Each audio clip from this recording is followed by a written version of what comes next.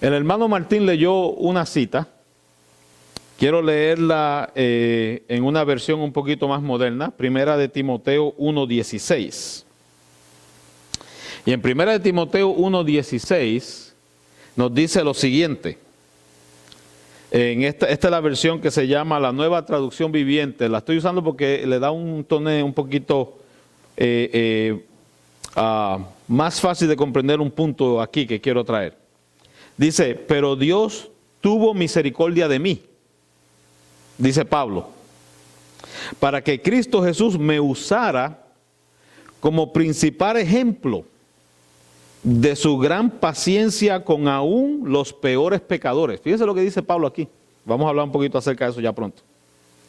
De esa manera, otros se darán cuenta también de que también pueden creer en Él y recibir la vida eterna. Hay una gran cantidad de cosas empaquetadas en este versículo, pero voy a hablar de otro pasaje, pero quería que captaran lo que está diciendo Pablo aquí, de que Dios tuvo misericordia de él para que Cristo lo usara a él como ejemplo de aún los peores pecadores, que en la paciencia que tuvo Jesús con él, de salvarlo y que otros también entonces ahora puedan ser salvos.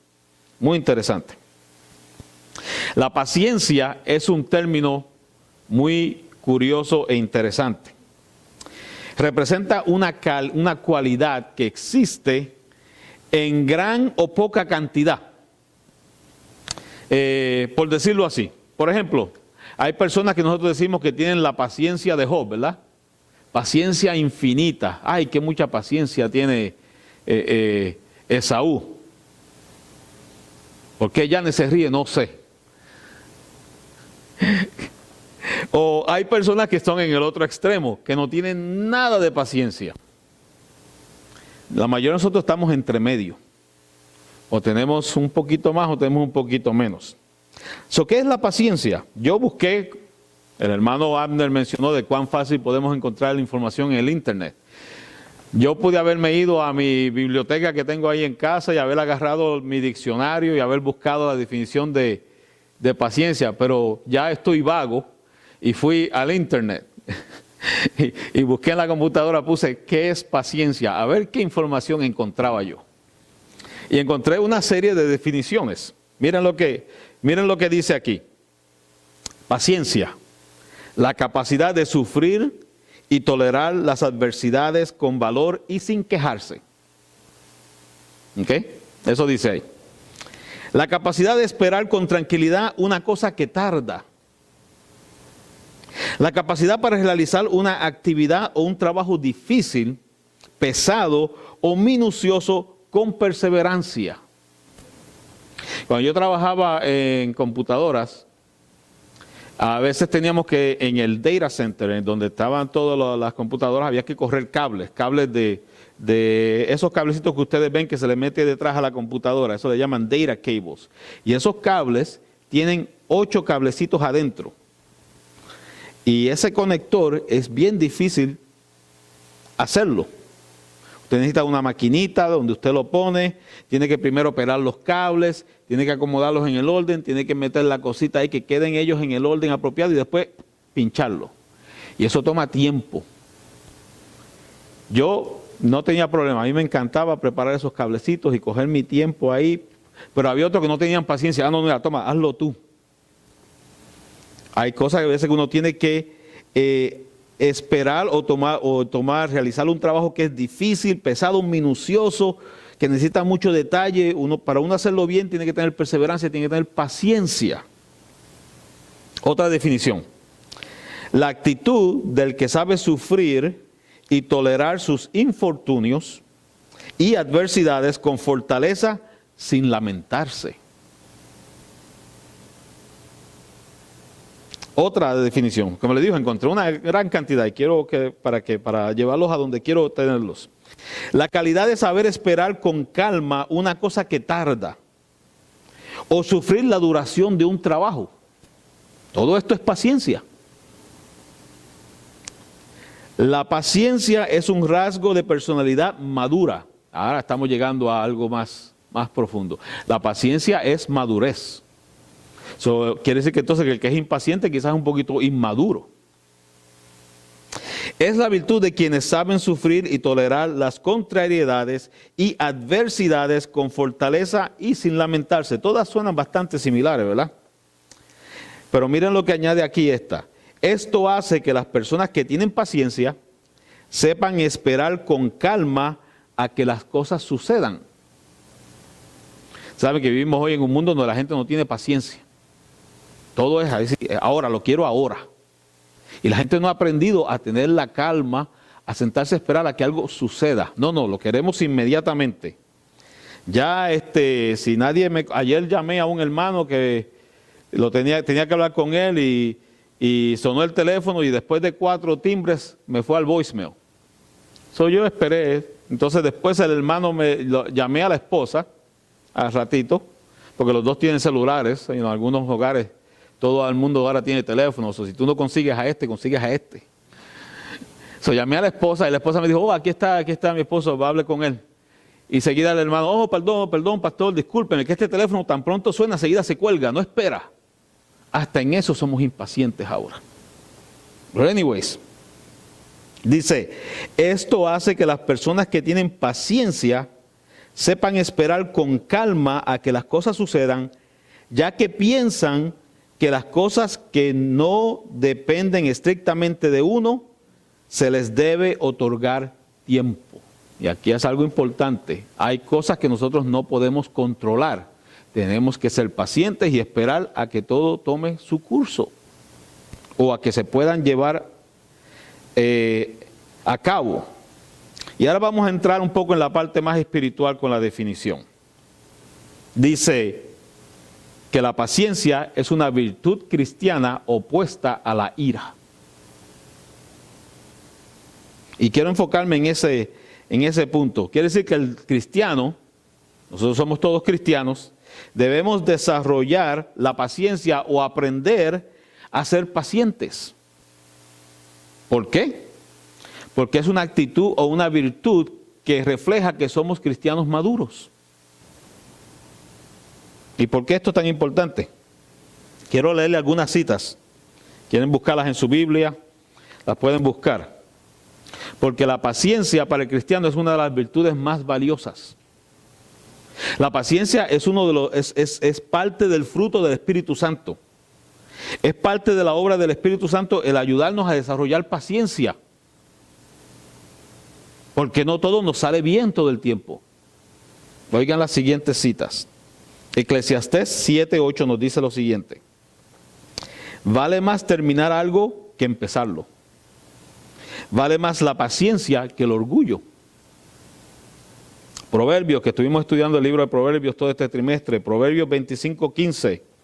La paciencia puede persuadir al príncipe y las palabras suaves pueden quebrar los huesos. 2 citas del Nuevo Testamento, para no darle solamente del Antiguo Testamento. En Primera de Tesalonicenses, miren lo que dice Pablo.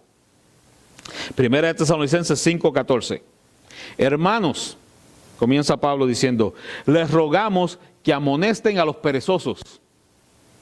Por eso yo estaba siempre encima de mi hijo Kevin.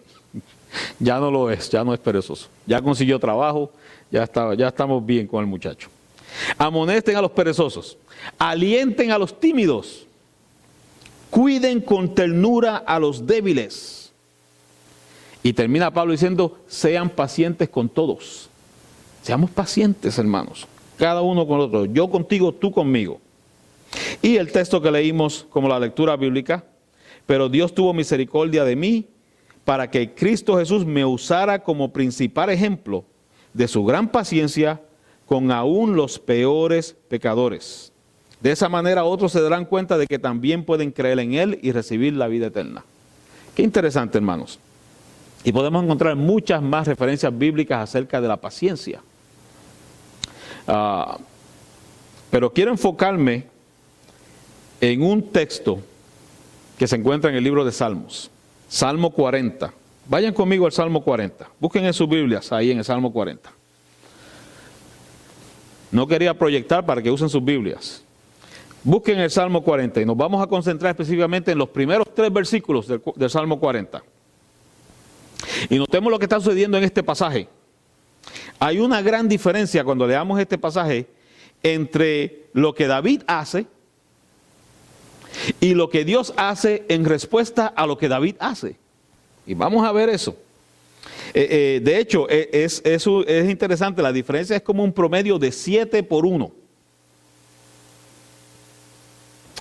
Y vamos al Salmo 40 y vamos y tenemos que comprender, y yo sé que todos lo sabemos, de que una de las realidades de esta vida, hermanos, es que a veces nosotros, como en el caso de David, caemos en situaciones difíciles. Nos pasan cosas en esta vida.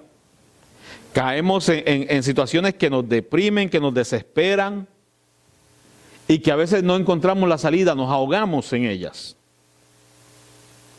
Esta semana recibí una llamada de una hermana. Estábamos yendo de un lugar a otro, estábamos en el carro manejando y íbamos camino a algo que teníamos que hacer. Cuando esta hermana me llama, llorando, desesperada: pastor, necesito que usted venga a mi casa inmediatamente, tengo una situación, y me habló tan rápido y entre llantos y lo que me estaba diciendo yo no lo entendí completamente, pero yo sé que algo serio estaba pasando y que teníamos que ir para allá. Y yo le dije: mira, hermana, yo estoy como a 1 hora de su casa, yo calculé en mi mente, vamos para allá. Yo le digo a Lucio que no podemos irnos para acá, tenemos que irnos para acá. Fuimos y estuvimos con la hermana, estuvimos con su esposo, una situación que estaba pasando ahí. Estuvimos 2 horas con ellos. 2 horas con ellos. Y al terminar las 2 horas oramos con ellos. Yo les di algunos consejos, pero yo salí de ahí preocupado de que la situación quizás todavía no está resuelta. Y yo, pensando en lo que pasó con esta hermana, me puse a pensar en este pasaje de cómo a veces nosotros nos desesperamos. Algo sucede y nos desesperamos. Y como que no le encontramos solución. Y algo tiene que pasar. Y ella ya estaba haciendo decisiones que no eran para mí las correctas, basado en la situación. Y nos desesperamos. Y yo sé que lo que sucedió con esta hermana no es único. Yo podría contarle a ustedes, pero no les voy a contar. Situaciones que uno a veces tiene que enfrentar, situaciones que yo sé por las cuales ustedes también pasan. Pero alabado sea Dios, hermanos, que al igual que David, nosotros no tenemos que quedarnos en ese foso de desesperación. Vamos a leer el Salmo. Vamos a leer el Salmo, Salmo 40. Lo voy a leer nuevamente de esta versión. Yo sé que ustedes va a ser un poquito diferente, pero dice el Salmo 40, versículo 1 al 3. Y nuevamente, para que entendamos que este salmo es sobre las necesidades de David y lo que Dios hizo para satisfacer esas necesidades. Comienza el versículo 1. Con paciencia esperé que el Señor me ayudara. Y Él se fijó en mí y oyó mi clamor. Me sacó del foso de la desesperación, del lodo y del fango. Puso mis pies sobre suelo firme. Y a medida que yo caminaba, me estabilizó. Me dio un canto nuevo para entonar, un himno de alabanza a nuestro Dios. Muchos verán lo que Él hizo y quedarán asombrados y pondrán su confianza en el Señor. Fíjense, hermanos, qué interesante. David es un hombre que tiene una relación muy íntima con Dios. Es un hombre de fe, es un hombre de madurez espiritual. Es un hombre que ha desarrollado la paciencia y por decirlo así, tiene un carácter cristiano que está creciendo y aumentando. Ha pasado por dificultades. Estaba Saúl persiguiéndolo. Estaba en el exilio, tenía enemigos que lo perseguían. Su vida estaba en peligro. Y a veces las situaciones en las que estaba David lo llevaban a estar desesperado. Y cuando miramos en este salmo, notamos nuevamente que David hace una sola cosa. ¿Qué es lo que hace? ¿Qué es lo que nos dice el versículo que hace David? El primer versículo. ¿Esperó cómo? Con paciencia. Esperó pacientemente. Ahora vamos a ver las cosas que Dios hace. 7 cosas nuevamente. Dice, esperé con paciencia, ¿verdad?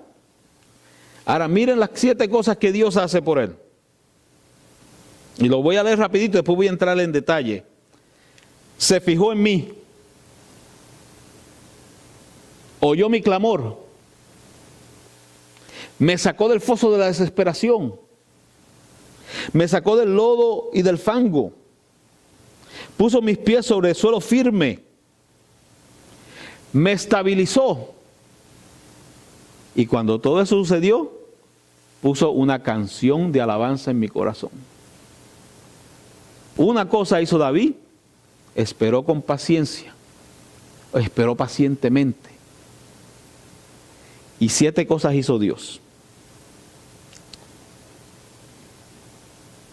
¿Cómo David esperó pacientemente? ¿Cómo pudo David desarrollar esa paciencia? Me gustó lo que estaba diciendo el hermano Abner cuando estaba hablando acerca de la tentación, de cómo bregamos con la tentación, de cómo hablamos con esa palabrita, con esa vocecita que viene del diablo. ¿Y qué fue lo que hizo Jesús? La palabra de Dios. Nosotros tenemos que pacientemente esperar a Dios con oración y el estudio de la palabra de Dios. Y cuando nosotros hacemos eso, Dios va a orar. Miren lo que dice el Salmo 37:7. El Salmo 37:7 dice, quédate quieto en la presencia del Señor y espera con paciencia a que Él actúe. El problema con nosotros, hermanos, es que nosotros no esperamos. Nosotros nos impacientamos. Nosotros nos adelantamos y no esperamos a que Dios obre. Le clamamos a Dios, le pedimos a Dios, Señor, ayúdame. Pero nos adelantamos al Señor. David le clamó a Dios, David le pidió a Dios. Y David dice, esperé pacientemente en el Señor. ¿Qué es lo que hace Dios? En respuesta a la paciencia de David, en respuesta a la confianza total que David tenía de Dios, Dios hizo una serie de cosas. Esas 7 cosas las podemos dividir en 3 categorías, o las he dividido en 3 categorías. Primero, confianza en la prueba, en el tiempo de la prueba. ¿Qué hizo Dios? Número 1, se fijó en mí. La Biblia dice, Jesús dijo que no hay un gorrión que caiga al suelo sin que Dios, ¿qué? Sin que Dios lo note, ¿verdad que sí? No hay ni un gorrioncito que se caiga al suelo sin que Dios lo note. No hay un animalito que muera o que pase por cualquier cosa sin que Dios lo note.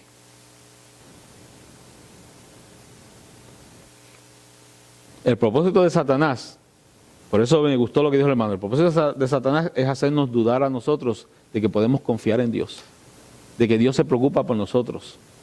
¿Cuánta gente dice, Dios no se preocupa por mí? Están tan desesperados, están tan abarcados, tan abrumados con las situaciones de su vida. Dios no se preocupa de mí. Y eso es lo que Satanás quiere que tú pienses. Pero miren lo que nos dice el deseado de todas las gentes, página 323, párrafo 1. Y esto es lo que Jesús le estaba diciendo a los discípulos. Jesús asegura a sus discípulos la simpatía de Dios hacia ellos en sus necesidades y debilidades. No se exhala un suspiro, no se siente un dolor, ni ningún agravio atormenta el alma, sin que haga también palpitar el corazón del Padre. Qué bonita esa cita. No hay ninguna cosa que nosotros estemos pasando que Dios no la sienta. Nos está diciendo aquí la hermana Juan. Si estás pasando por alguna situación, pacientemente espera a Jehová. Búscalo, confía en Él. Él te va a oír. Él se va a fijar en ti. Segunda cosa que Dios hace, oyó mi clamor.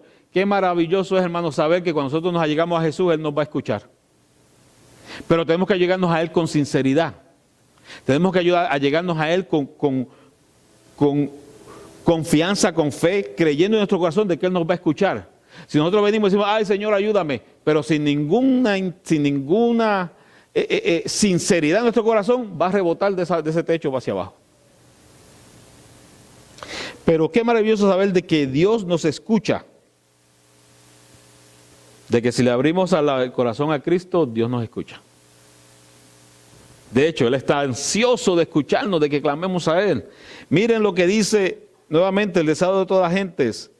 Dios se inclina desde su trono para oír el clamor de los oprimidos. A toda oración sincera contesta, aquí estoy. Qué hermoso eso, hermanos. A toda oración sincera Dios dice, aquí estoy. Aquí estoy. Levanta al angustiado y pisoteado. En todas nuestras aflicciones, Él es afligido.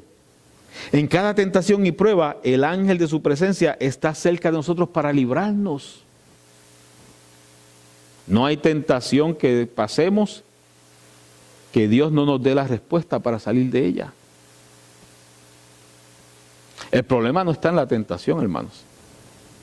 Porque todos somos tentados. Jesús fue tentado, ¿verdad? El problema no está en la tentación, el problema es que está en que caemos. Fracasamos en confiar en que Dios nos puede librar de la tentación. Luego que el Señor oye el clamor, luego que el Señor oye nuestro clamor, nos libera. La segunda sección, liberación como respuesta a la oración. Dice David ahí, primero, me sacó del foso de desesperación. Me sacó del lodo del fango. Traten de imaginar lo que David está diciendo aquí. Cuando David está diciendo que me sacó del foso de la desesperación, imagínense caer en un estado de angustia y de desesperación como la que él tenía. Como que usted ha caído en un pozo profundo, pero en lugar de haber agua en ese pozo, lo que hay allá abajo es fango. Se ha secado el pozo, no hay agua, lo que hay es fango. Y ese fango es como una arena movediza y no hay piso donde usted pueda pararse sólidamente. Y usted trata de salir y no puede. Y trata de salir y no puede. Y mientras más se mueve, más se hunde, ¿verdad, hermano Abner? Que así funciona la arena movediza. Mientras más usted trata por su cuenta, más se hunde. ¿Usted necesita qué? Una ayuda.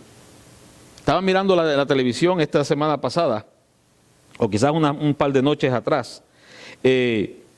Estaba mirando un programa de Alaska, donde hay una gente que viven allá en los bosques en Alaska, viven subsistiendo de lo que hacen ahí, de lo que cosechan, de los animales que tienen, etc. Y estaban llevando ganado de una parte a otra parte en preparación para el invierno. Y tenían que cruzar un río. Y cuando presentan el río, había una parte donde el agua era profunda y había partes donde se veía como arena mojada, ¿verdad? Como la tierra mojada. Las vacas, en vez de irse por donde estaban, algunas vacas, no todas, en vez de irse por donde estaban los hombres maniobrándolos a que se fueran por el agua, por este lado, algunas se fueron buscando esa arena que estaba ahí, esa tierra.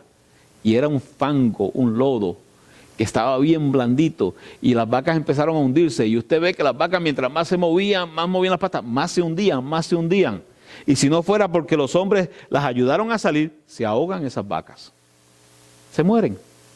Así pasa con nosotros. Esa fue la condición de David. Es a veces la condición nuestra.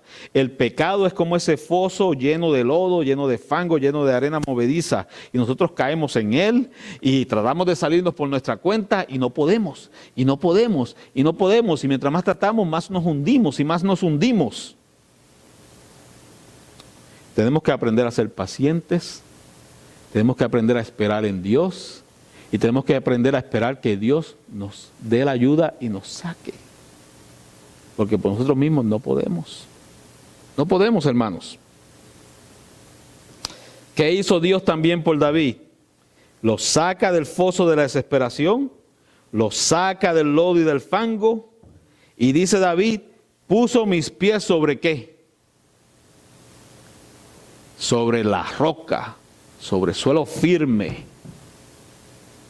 Lo sacó. Dice el Salmo 27:5. Me pondrá en una roca alta donde nadie ya me alcanzará. Y el Salmo 37, uno de mis salmos favoritos, dice en el versículo 25, el Señor dirige los pasos de los justos, se deleita en cada detalle de su vida. El Señor quiere dirigir nuestros pasos. David dijo, me puso en pie en roca firme y luego dirige mis pasos. Y eso es lo que Dios quiere hacer. En contraste con la arena movediza, la roca es sólida, es firme. Y esa roca no es otro que Cristo Jesús. Dios nos está poniendo en Cristo. En Cristo encontramos la firmeza para seguir adelante y no seguir siendo hundidos por el pecado. Me recuerda la historia en el Sermón del Monte, en el capítulo 7, al final del Sermón del Monte, Jesús cuenta la historia o la parábola de dos constructores. ¿Recuerdan? De dos personas que están construyendo. Mateo 7, 24 al 27, vayan conmigo a esa parábola. Y en Mateo 7, 24 al 27, nos dice lo siguiente. Por tanto, cualquiera que oye estas palabras mías y las pone en práctica, será semejante a un hombre sabio que edificó su casa sobre la roca. Y cayó la lluvia, y vinieron los torrentes, y soplaron los vientos, y azotaron aquella casa. Pero no se cayó, porque había sido fundada sobre la roca. Y todo el que oye estas palabras mías y no las pone en práctica, será semejante a un hombre insensato que edificó sobre su casa sobre la arena. Y cayó la lluvia, y vinieron los torrentes, y soplaron los vientos, y azotaron aquella casa. ¿Y qué sucedió? Se cayó y la destrucción fue terrible. Si nosotros insistimos en querer tratar de por nosotros mismos salir de esa arena movediza, de ese foso, no vamos a poder. Grande va a ser la destrucción. Estos dos hombres en esta parábola tienen algo en común. Los dos construyeron casas, ¿verdad que sí? No fue que uno construyó y el otro no construyó. Los dos construyeron casa. Los dos construyeron su casa, su vida, ¿verdad que sí? Nosotros estamos construyendo, ¿verdad? Somos templos del Espíritu Santo, estamos construyendo nuestra casa, tenemos que cuidar de nuestra casa. Las dos casas aparentemente fueron bien construidas. No dice que una casa fue mal construida y que por eso se cayó. Las dos casas bien construidas. Los dos sufren azotes. Los dos sufren pruebas.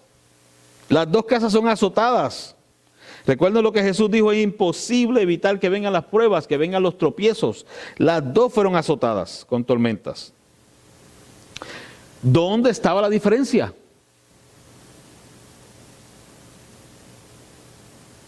La que fue construida sobre la roca sobrevivió los azotes. Si usted construye su vida sobre Cristo Jesús, usted va a sobrevivir los azotes que este mundo nos da. Pero usted tiene que construir su casa en Jesús. A mí me da pena ver lo que está pasando con algunos hermanos, la vida que... Dios no nos puso aquí simplemente para existir, hermanos. Dios nos puso aquí para ser un ejemplo al mundo.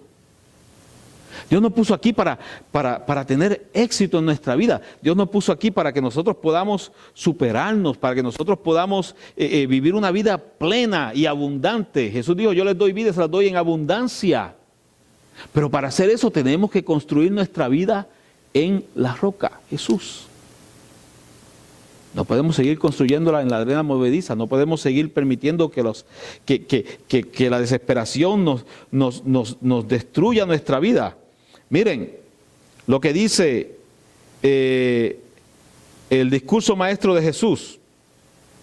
Quien quiera que edifique sobre estos principios, y esos principios son la palabra de Dios. ¿Verdad que sí?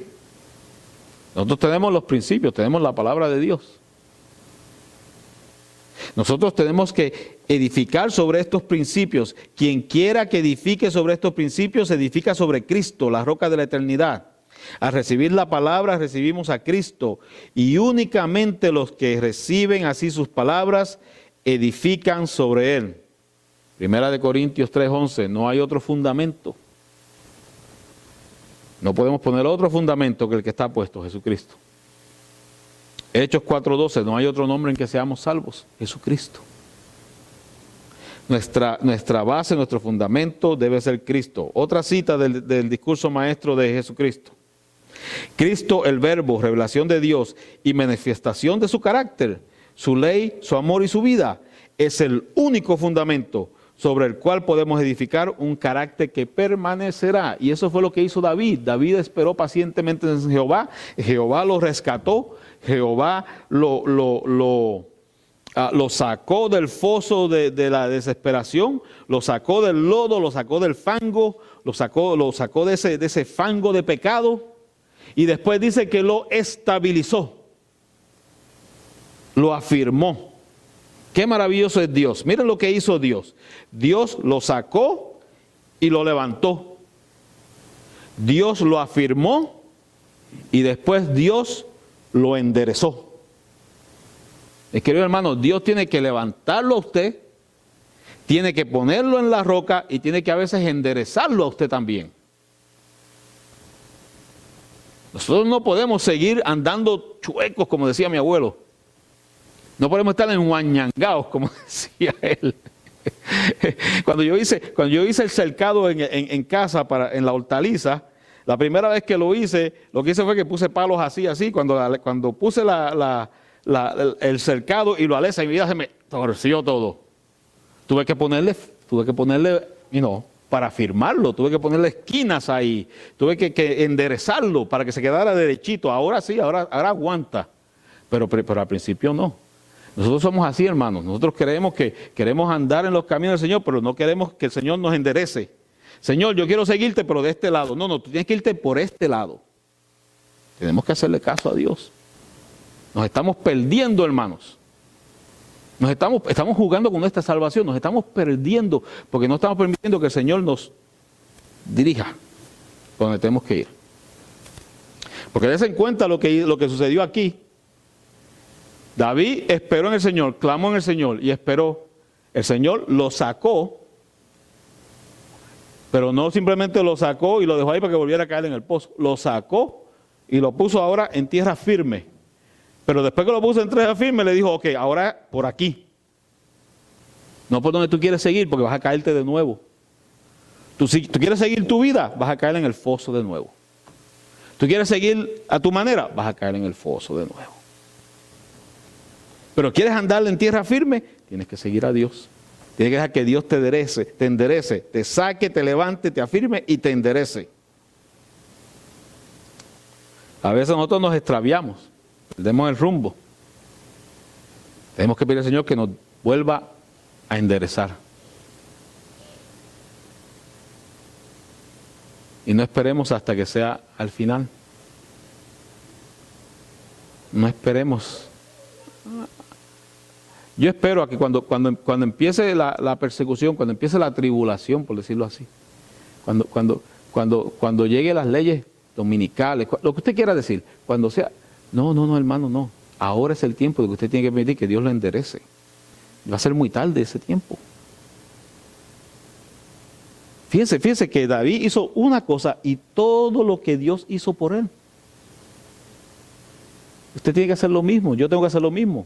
Pacientemente esperar en Jehová, ponernos en las manos de Él, confiar en Él, y Él va a hacer. Pero al Él hacer, Él nos va a cambiar.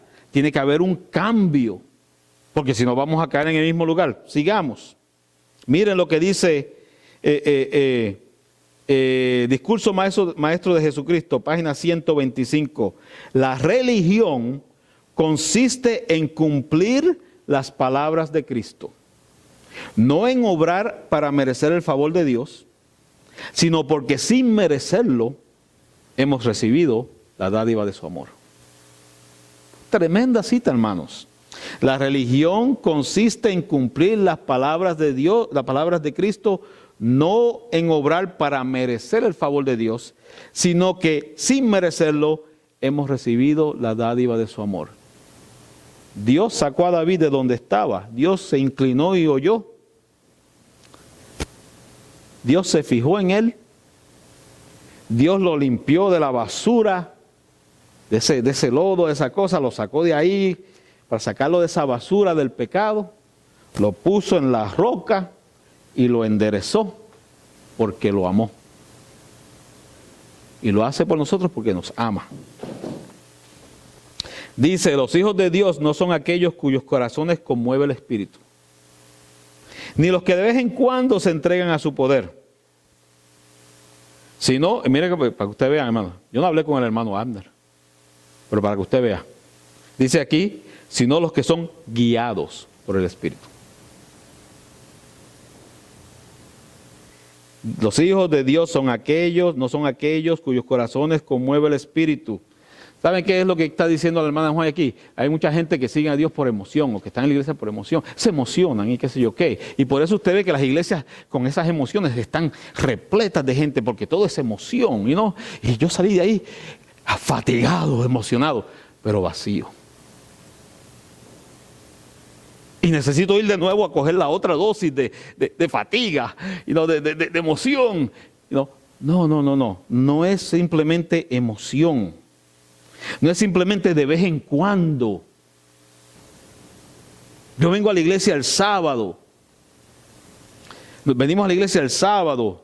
Se reúnen los viernes. Pero ¿y el resto de la semana? ¿Buscan a Dios? ¿Están en comunión con Dios? ¿O es solamente durante ese periodo de tiempo?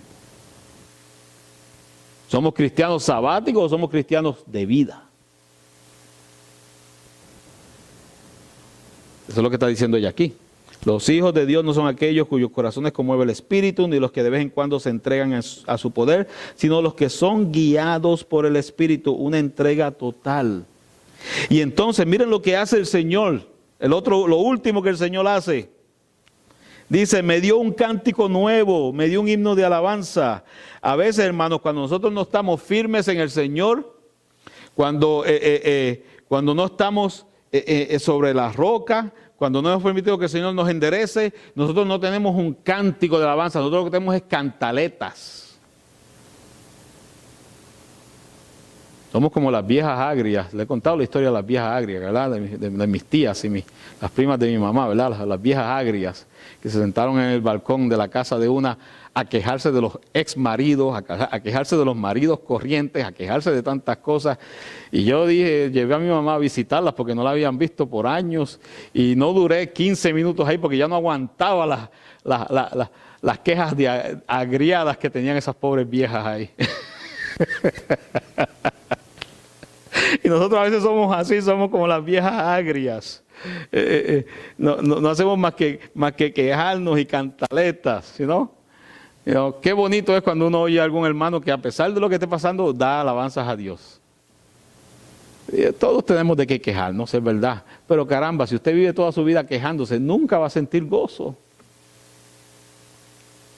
Y la última cosa que Dios hace aquí por David, después que lo saca, después que lo limpia, después que lo pone en la roca, después que lo endereza, su camino es que entonces le da un cántico nuevo. Ahora David no tiene queja ni cantaleta, ahora David está cantando de gozo porque el Señor lo ha librado. El Señor lo ha perdonado. Cuando usted lea los salmos de David, piensa en esas cosas. Estos salmos que David escribe, el 32, el 37, el 51, el 46, todos estos salmos que los conocemos porque son tan bonitos. Prestemos la atención a lo que está diciendo.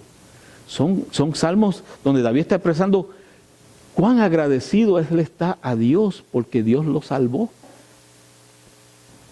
Cuán agradecidos estamos nosotros de que Dios nos salvó. Tenemos cantos de alabanza. Mira lo que dice el comentario bíblico adventista, página 730. El cristiano que se mantiene cerca de Dios encontrará razones cada día para alabar al Señor. Cada día. ¿No? Ayer yo estaba que yo creía que por un momento se me iba a acabar el mundo porque se me trastornó todo lo que teníamos planeado por los cambios que hubieron con este asunto del domingo. Y dije, adiantre. Estaba en esa llamada y yo decía, ay Señor, ¿y ahora qué vamos a hacer? Nada. Confiar en el Señor, al final todo salió bien. Hubo que cambiar cosas, pero al final todo salió bien. Y así también es con nuestra vida, hermanos. Así también es con nosotros. ¿No? Yo estaba preocupado porque no tenía llantas en el carro. Las llantas mías estaban estaban así peladas. Y yo decía, bueno, tengo que esperar a que me llegue el dinero del income tax. Y todavía quedan como 3 o 4 más semanas de invierno y hay nieve todavía afuera. ¿Qué voy a hacer? No puedo hacer nada. A ver cómo le hago. Y una hermana vino y me dijo, pastor, sus llantas están bien feas, mire, tenga. Le presto mi tarjeta de Sears, vaya y saque las llantas y me lo paga después. Y yo fui, ¿está segura, hermana? Sí. Y le metí 4 llantas nuevas. Tan pronto llegó el encontrar, tenga, hermana, gracias. El Señor pone ángeles por el camino. Y yo estaba desesperado, ¿qué yo voy a hacer? No, tendré que cancelar algunos viajes. Ahora no, ahora le meto paleta al carro. El cristiano que se mantiene cerca de Dios encontrará razones cada día para alabar al Señor. La canción del redimido será una nueva canción, una canción de su experiencia personal, un cántico de victoria. Qué bonito, hermanos. Y si hay algo que David aprendió durante sus años de exilio, durante sus momentos de desesperación, durante los momentos en que él, por su estupidez, cometió pecados, si hay algo que él aprendió es a tener fe en Dios. Y de que él dependía totalmente de Dios y que Dios tiene el control de todo. Oigan lo siguiente, el resultado de ser paciente y esperar a que Dios obre en nuestra vida y nos rescate del foso del pecado es una vida de alabanza y de testificación, porque entonces esa porción ahí del Salmo termina con lo siguiente. Vamos a leerlo de nuevo. Salmo 40. Miren lo que sucede cuando usted espera pacientemente en Dios y usted permite que Dios lo ayude a salir de la situación en que usted está y Dios lo afirma a usted. Y usted permite que Dios le enderece su camino y Dios le ponga alabanzas en su corazón, gozo de haber sido librado del Señor. Usted sabe lo que va a pasar. Su vida se va a convertir en un testimonio para los demás. Porque mira lo que dice al final del versículo 3. Muchos verán lo que yo hice. Dice así. Sino lo que ¿qué? Lo que hizo Dios. Muchos verán lo que Él hizo y quedarán asombrados. Pondrán su confianza en el Señor. Qué bonito, hermanos, de que nosotros, cuando permitimos que Dios haga eso, nos convertimos en un testimonio vivo de lo que Dios puede hacer en la vida de cualquier persona. Recordemos el relato de Pablo y de Silas cuando estaban en la cárcel en Filipo. Pablo y Silas se pusieron a cantar himnos. Estaban presos, ¿verdad que sí? Y eso no es un preso, cárceles como las que hay aquí, no estamos hablando así. Estamos hablando de un pozo donde metían, era un hoyo donde metían a esa gente ahí, un calabozo. Con paja ahí para que ahí hicieran todas sus necesidades. Y quizás ni sacaron la paja de lo que estaba antes. ¿Ustedes se pueden imaginar eso? Estar metido en esa situación. ¿Y qué estaban haciendo Pablo y Silas? Quejándose, ay, mira, ¿dónde estamos metidos? No, se pusieron a cantar.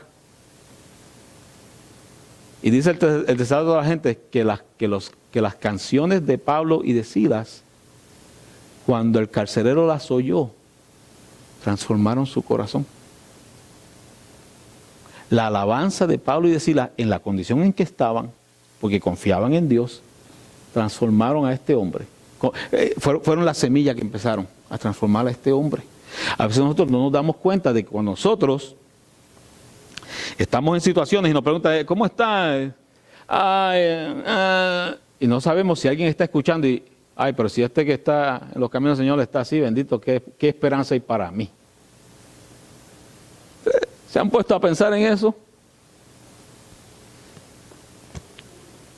Hermano, le voy a leer una cita aquí para terminar. Es una cita fuerte, pero se la voy a leer.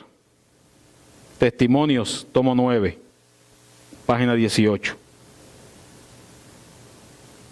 Escuchen esto, hermanos.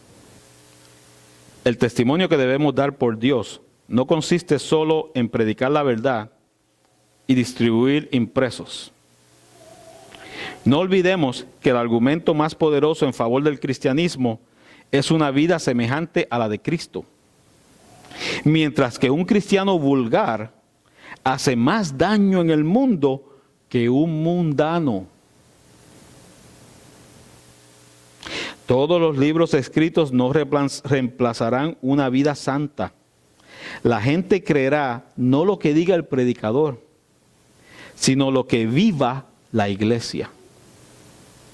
Demasiado a menudo la influencia del sermón predicado desde el púlpito queda neutralizada por la que se desprende de la vida de personas que se dicen defensoras de la verdad. Esa es una cita fuerte, hermanos. Ejemplo. Tenemos, y no lo digo acá, porque yo sé que acá ustedes son bastante maduros en esto, hemos madurado mucho aquí en esto. Pero ejemplo, usted está en la iglesia, va a llevar a cabo la Santa Cena, va a llevar a cabo el rito de humildad, el lavamiento de los pies. Y vamos al lugar donde vamos a lavarnos los pies, y hay uno bromeando de la basura que está en el agua del plato de aquel, y hay otro que está diciendo otra sanganá por allá, y algunos ni se inclinan a orar juntos antes de lavarse los pies, y no hay un espíritu de reverencia de lo que se está haciendo, y hay gente ahí parada, visitas que vinieron a ver cómo se hace el lavamiento de los pies.